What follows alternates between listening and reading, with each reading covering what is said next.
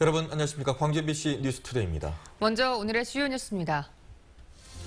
4.13 총선 선거 사범에 대한 공소시효가 오늘 만료되는 가운데 광주 전남에서는 현역 국회의원 2명과 의원직에 영향을 미칠 수 있는 회계 책임자들이 기소됐습니다. 문화전당 주변 활성화를 위해 썰매장과 스케이트장 등을 설치하겠다는 광주시의 구상을 놓고 현실성 등에서 논란이 예상됩니다. 자치단체가 각종 공사를 발주하는 과정에서 쪼개기 편법을 통해 수의 계약하는 관행이 바뀌지 않고 있습니다. 기아 타이거즈가 리빌딩에 성공했다는 평가를 받으면서 내년 시즌에 대한 기대감을 높이고 있습니다. 4.13 총선 선거사범 수사 공소시효가 오늘 만료되는 가운데 검찰이 광주 전남 지역구 의원 2명과 회계 책임자 2명을 기소했습니다. 재판부의 판단에 따라서 당선 무효도 배제할 수 없게 됐습니다. 송정근 기자입니다. 검찰은 광주 서구갑 송기석 의원과 나주화순 송금주 의원의 선거 관계자들을 선거법 위반 혐의로 불구속 기소했습니다.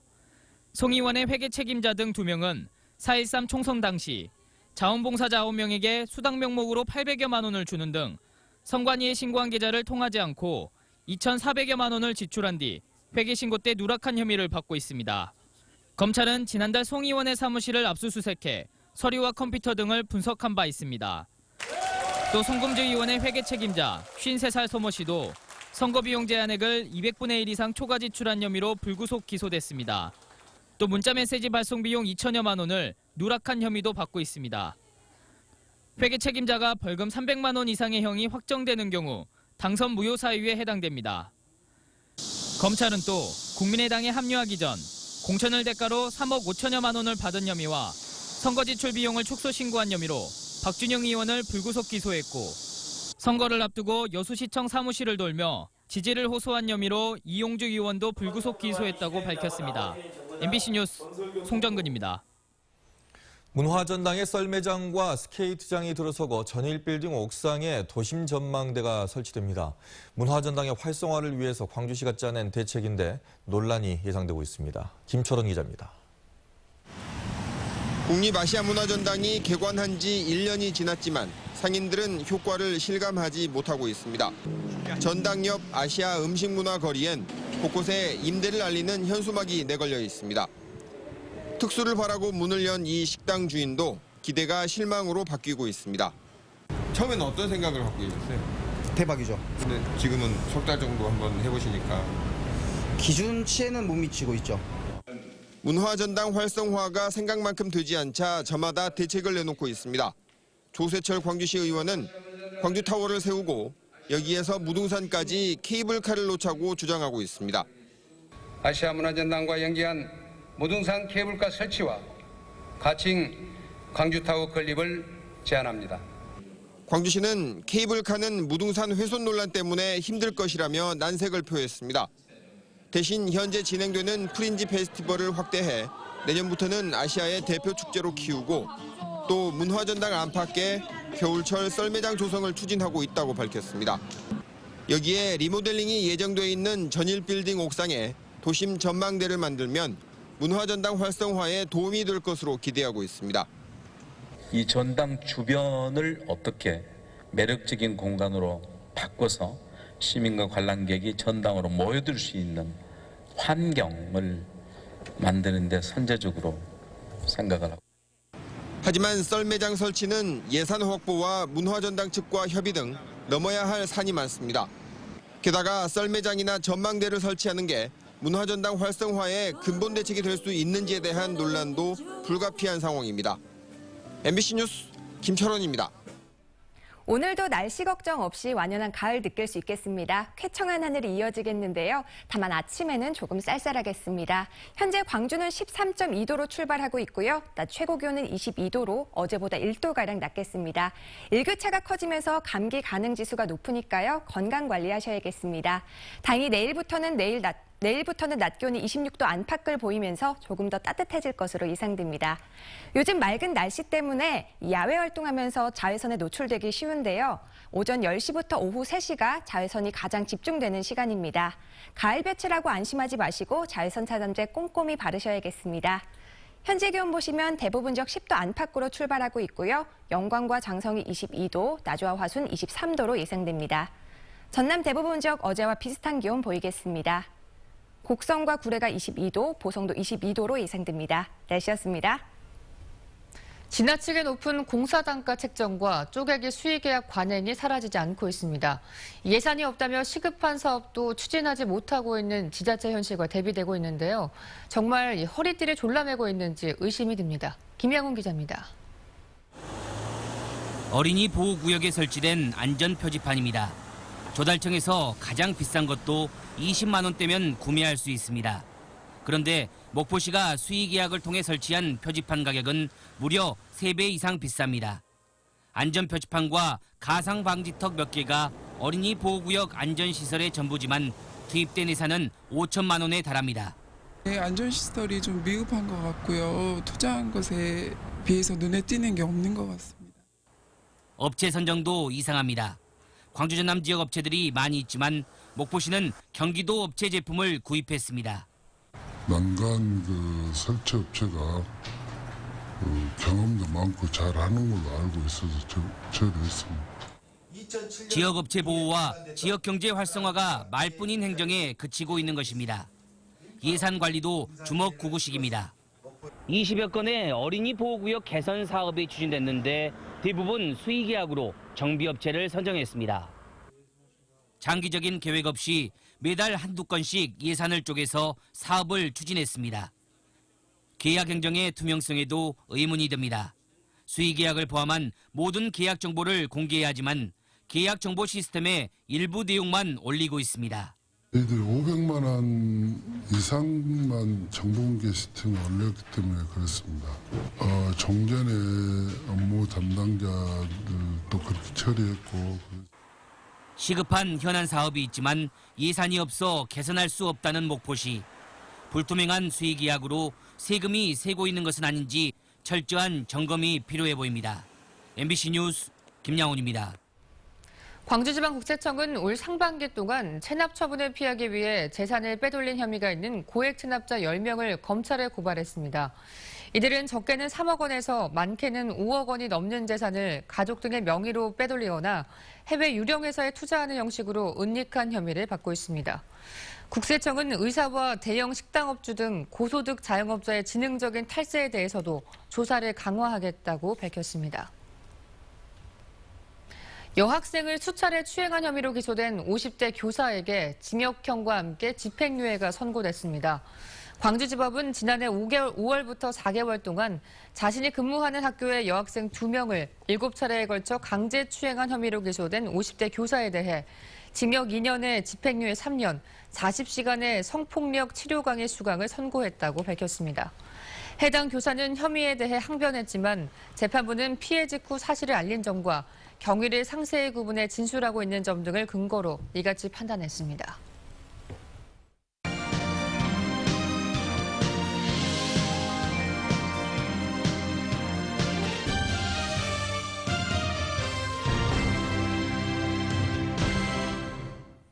기아 타이거즈가 LG에 패하면서 올 시즌을 모두 마무리했습니다. 가을 야구는 2경기 만에 끝났지만 리빌딩과 성적 두 가지를 모두 잃은 성공적 시즌이었다는 평가가 따르고 있습니다. 한신구 기자의 보도입니다.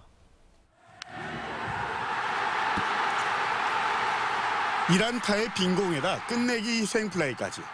기아의 5년 만의 가을 야구는 이렇게 2경기 만에 허망하게 끝났습니다. 그렇지만 기아의 이번 시즌은 성공했다는 평가가 뒤따릅니다. 시즌 개막 전 상대적으로 약체였다는 평가를 무릅쓰고 팀의 리빌딩과 함께 5강이라는 2마리 토끼를 잡는 데 성공했기 때문입니다. 양현종과 헥터 두 선발이 시즌 내내 마운드의 중심을 확실히 잡아둔 데다 김주찬과 나지완, 이보모가 나란히 최고의 시즌을 보내며 공격을 이끌었습니다. 홍건희와 김윤동, 한승혁, 박준표 등 젊은 투수들이 미래 마운드를 책임질 주역으로 성장한 것도 큰 성과 가운데 하나입니다. 여기에 시즌 도중 이적해온 서동욱이 만점 활약으로 활력을 불어넣었고 공수주에서 활약한 노수광이 팀의 주축으로 성장할 가능성을 보여줬습니다. 특히 김기태 감독은 선수들과 함께 호흡하면서 쥐봉을 잡은 지 2년 만에 성적도 내면서 팀의 체질도 개선하는 리더십을 보여줬습니다. 최선을 다했습니다. 좀 아쉬운 부분은 좀 너그럽게 이해해 주시고 하여튼 올 한 해 정말 재밌는 한 해 보냈습니다. 하여튼 팬 여러분들께 너무 감사하고 또 잘하겠습니다. 가을 야구는 짧게 끝이 났지만 내년 시즌 더 높은 곳을 바라보고 있는 기아의 비상은 이제부터 시작되고 있습니다. MBC 뉴스 한신구입니다.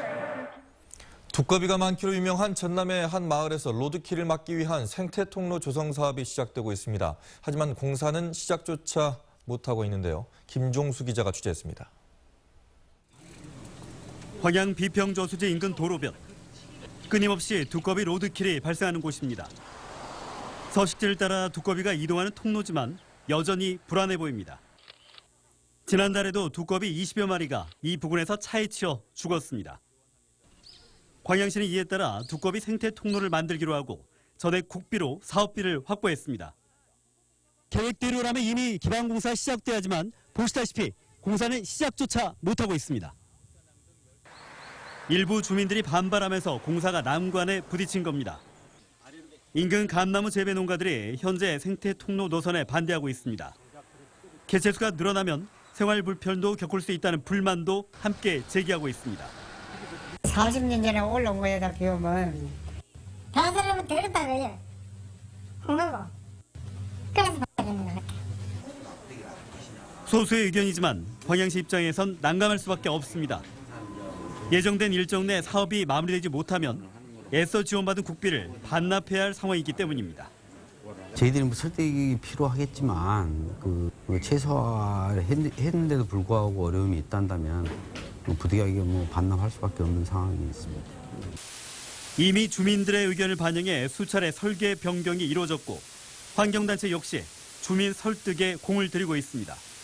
정서상 좋지 않고 또 두꺼비를 피하다가 사고를 유발하는 경우도 있었다라고 해서 지역 주민들의 안전을 위해서라도 생태 보전과 생활 불편이 대립된 가운데 무작정 주민들의 양보만을 요구할 수 없는 광양시의 고민이 깊어지고 있습니다. MBC 뉴스 김종수입니다.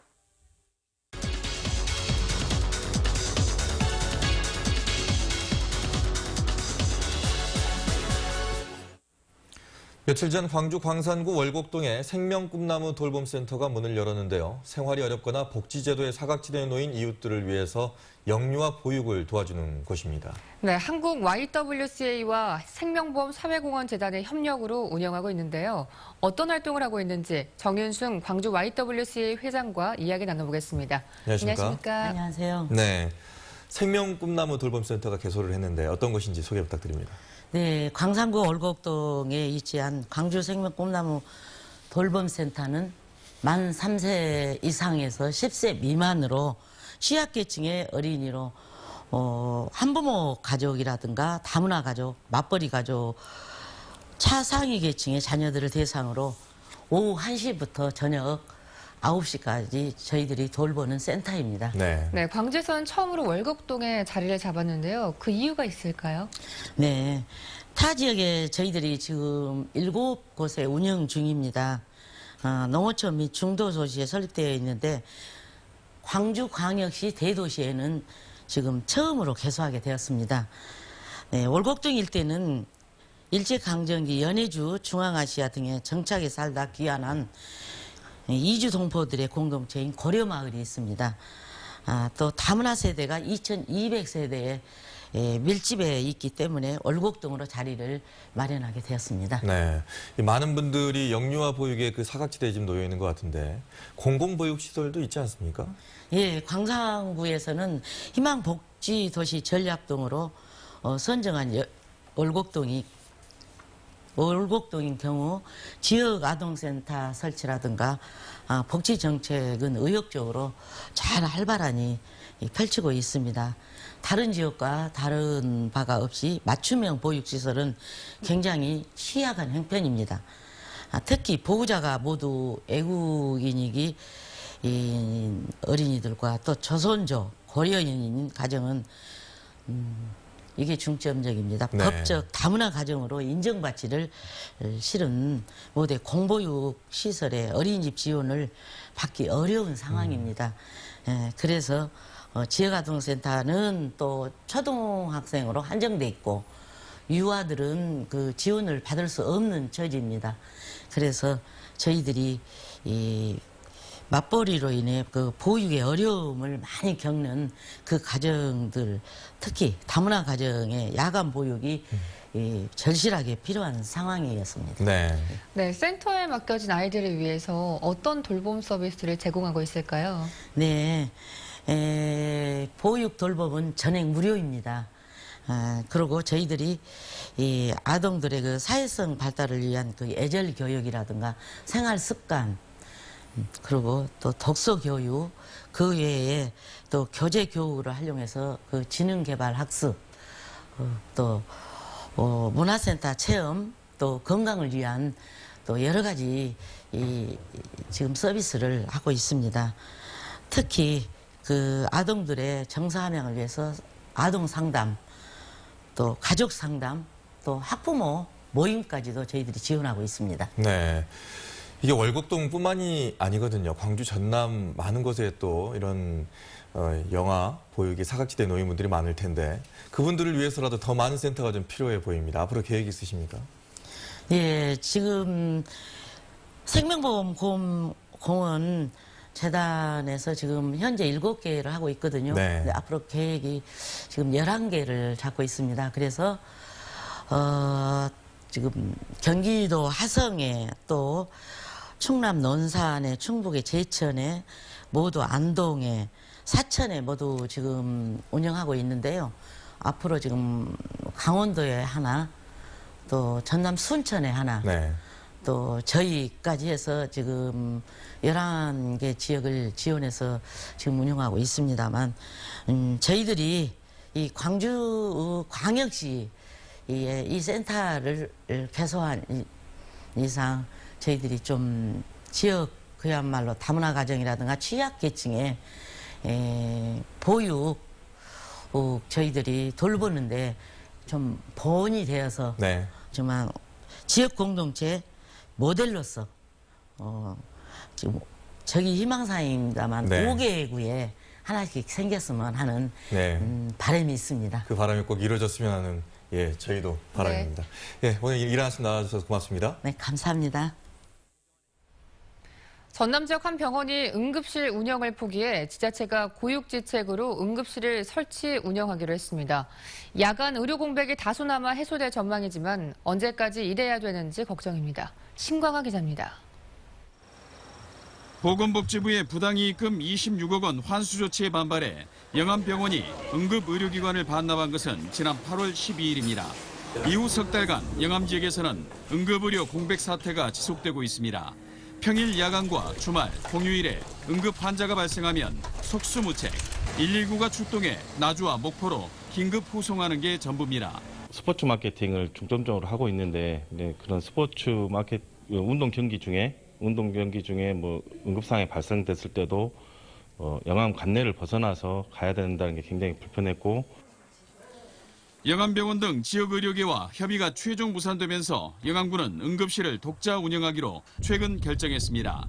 보건소를 당직 의료기관으로 지정해 다음 달 응급실 개원을 목표로 준비 작업이 본격화되고 있습니다. 응급실 근무 간호 인력 3명을 채용 중인 가운데 보건소 소속 공중보건이 13명과 운영 방법을 협의하고 있습니다. 세부적인 절차를 위해서 보건소 공중보건의사 13분과 2차례 회의를 가졌었고 최종적으로는 회의를 한 번 더 가진 후에 당직 의료기관을 운영해 나갈 계획입니다. 영암군 보건소에 응급실이 개원할 경우 경북군이 의성군에 이어 3번째 지자체가 직영하는 당직 의료기관이 됩니다. MBC 뉴스 신광하입니다.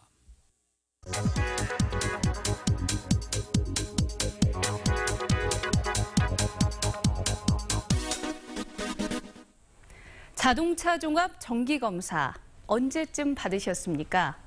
현행법상 자동차 소유자라면 정기적으로 검사를 받도록 규정이 되어 있습니다. 검사를 통해 운전자의 안전도 지키고요. 또 대기 환경도 지키기 위해서입니다. 그런데 2011년부터 지난해까지 광주에선 8,200여 대의 차량이 검사를 받지 않고요. 도로 위를 활보했습니다. 올해만 해도 검사를 받지 않은 차량 4천여 대가 적발이 됐는데요. 해마다 이렇게 늘어나는 추세입니다. 자동차 점검 통지서를 받지 못했거나 안전점검을 중요하게 여기지 않기 때문으로 전문가들은 분석했습니다. 점검을 제때 받지 않으면 정비불량으로 교통사고가 발생할 위험도 높고요. 또 공해 배출에 따라 대기가 오염되기도 합니다. 또 검사 유효기간이 끝나는 날을 전후로 한 달 안에 받지 않으면 최대 이렇게 30만 원의 벌금을 내야 합니다. 혹시라도 자동차 정기 검사일을 놓치진 않았는지 한번 확인해 보시고요. 검사 꼭 받으시기 바랍니다. 카드뉴스였습니다.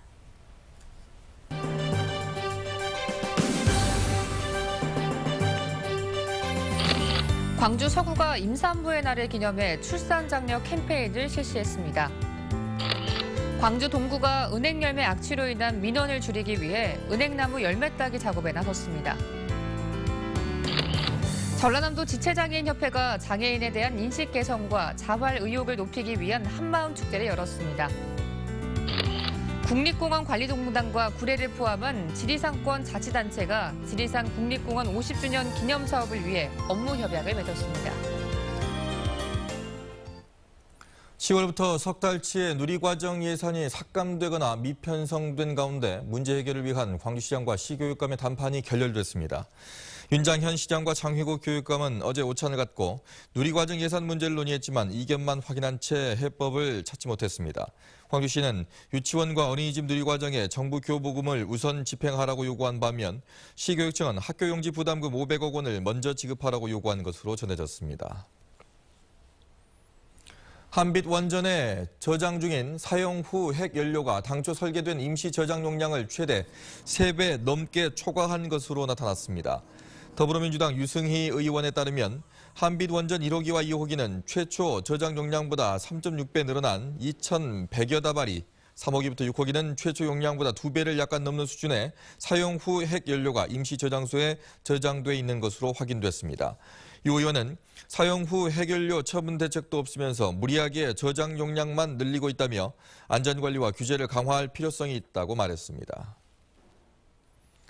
한국전력이 올해 하반기 대졸 수준 신입사원 공채에 나섭니다. 한전은 사무직 55명과 송배전 121명 등 201명을 신입사원으로 채용할 예정이라고 밝혔습니다. 대졸 수준 공채 접수는 오는 26일까지 진행되고 필기와 면접 전형을 거쳐 합격자는 올해 말부터 근무를 하게 됩니다.